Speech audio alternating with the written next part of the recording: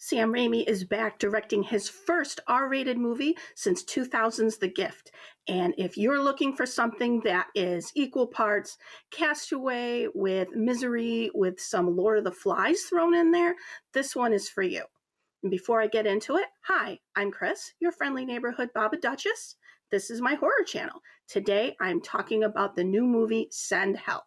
We'd all been seeing the previews for Send Help for a couple months now, and admittedly, if I hadn't known that Sam Raimi was directing it, I probably wouldn't have rushed to see it. It looked interesting, it looked like it could be kind of fun, but until I heard that, I thought, you know what, I'll just wait for streaming.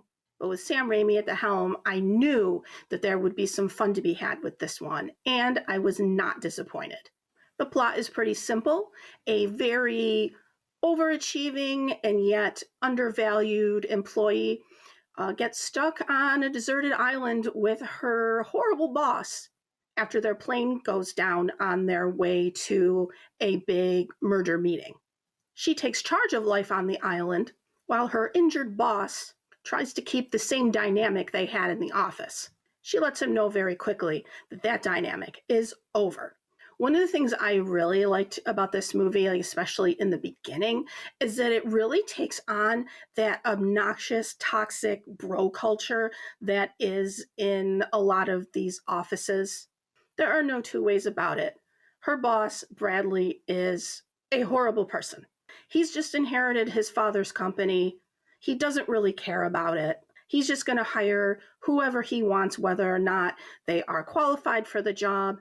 And Linda, played by Rachel McAdams, has just been overlooked for a position that she really thought she had. So before Bradley and Linda are marooned on this island, there is already that tension between them.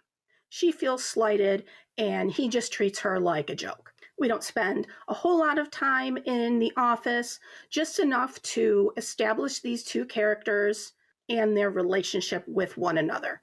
I thought Dylan O'Brien did a wonderful job as Bradley because he's someone who, he's not a nice person.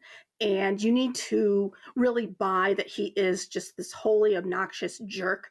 But he does have a certain charm about him. So while you love to hate him, you also appreciate the job that the actor is doing because, yes, you hate him, but in a way that you like to.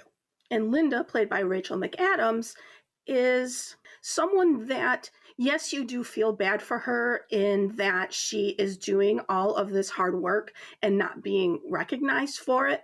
But at the same time, she can be a little too much in the office. Nobody really likes her because she kind of is always inserting herself into conversations. Just one of those office people that no one would really want to hang around with after work. She's not a bad person, just a little much. And what we learn by spending a little bit of time with Linda is that she is huge into survival. She loves the show Survivor.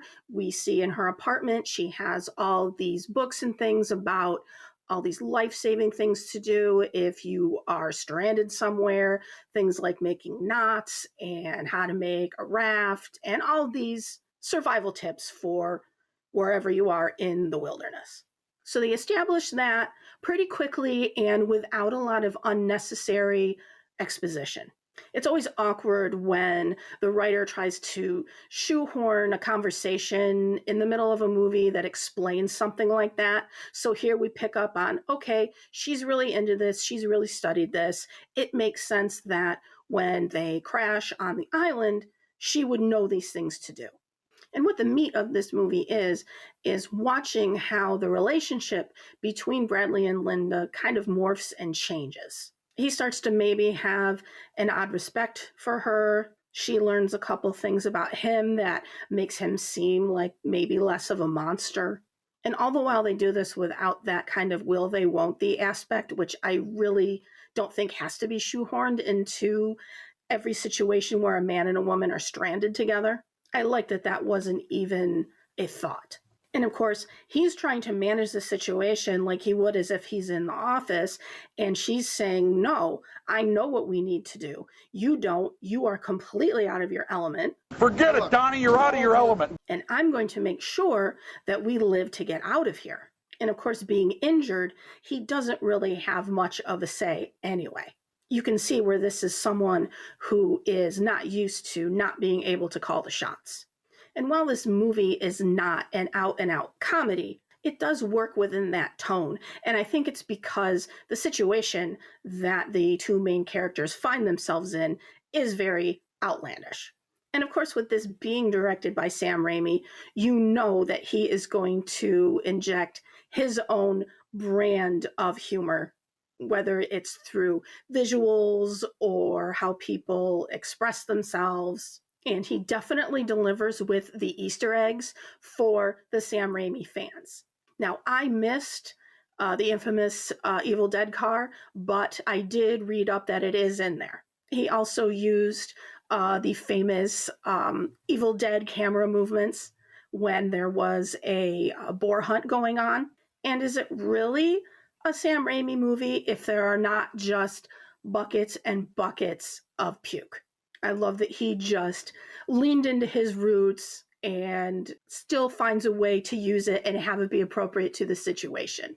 And like I mentioned at the top of the video, it is kind of this Castaway meets Misery type situation. Castaway for obvious reasons, and then Misery because you are kind of off-put by Linda's character. There are certain things she'll do where you may not know why, but you kind of have a weird feeling about where it could go. And I think that is played very well because maybe you think you know where it's going to go and then it doesn't. And it's not a movie on a deserted island, of course, without references to Lord of the Flies. I liked that there was mention of the conch shell, which I also think kind of worked with the movie's theme of kind of dissembling this really obnoxious, toxic bro culture where this character of Bradley needs to realize he is not in charge and he doesn't know everything. And he needs to value the people around him, which is something he has obviously never done.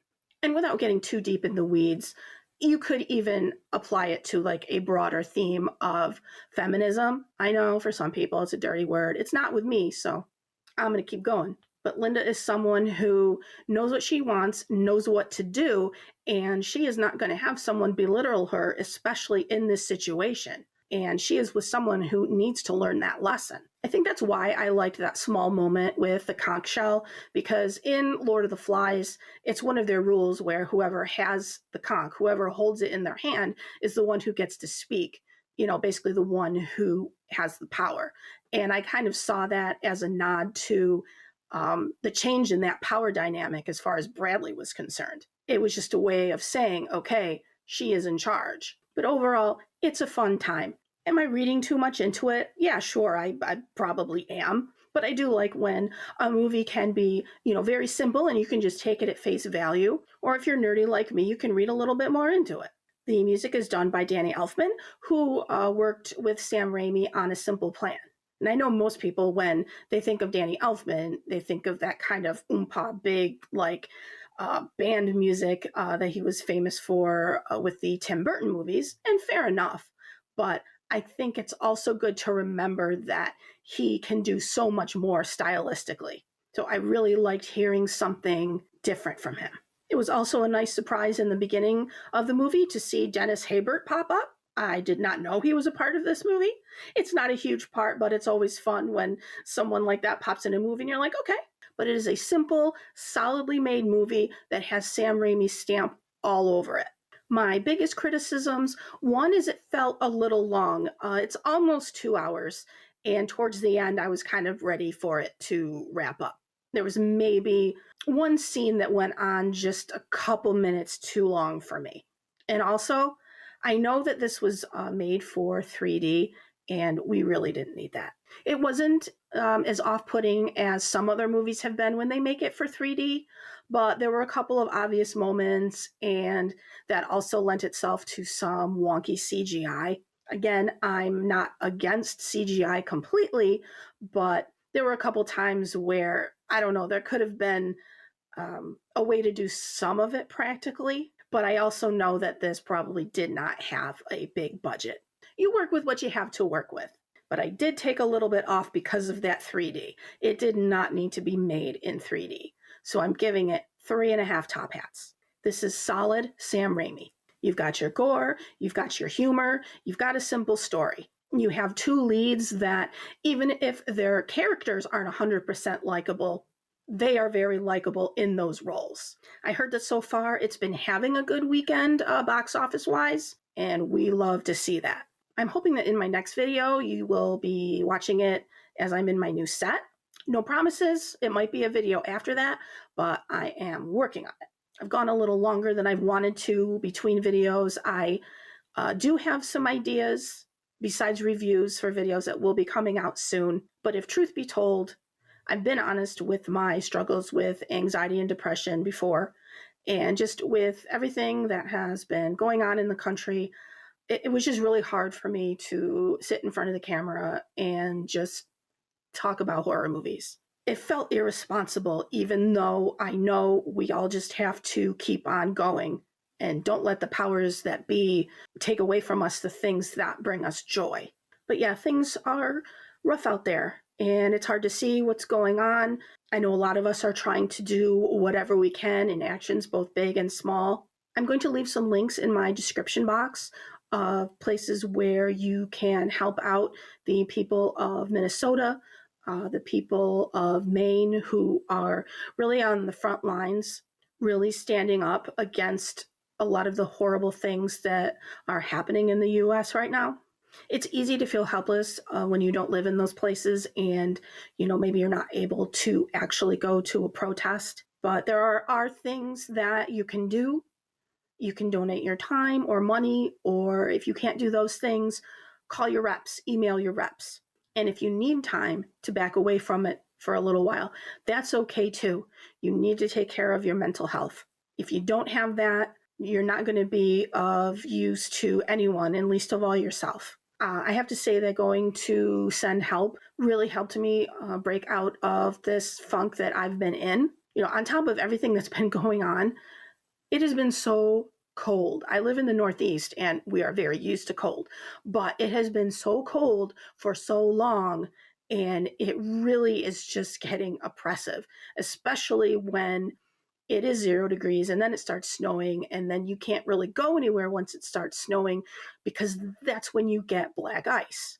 I had hoped to have this review out a couple days ago, but because of the weather, I wasn't able to get out and actually see it.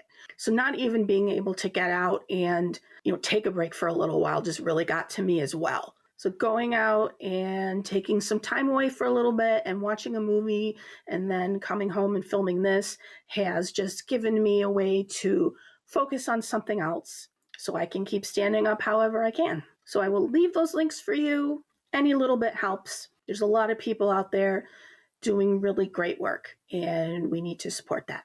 More videos will be coming. I desperately need the distraction. And until next time, like what you like, don't be a dick, and empathy is a superpower.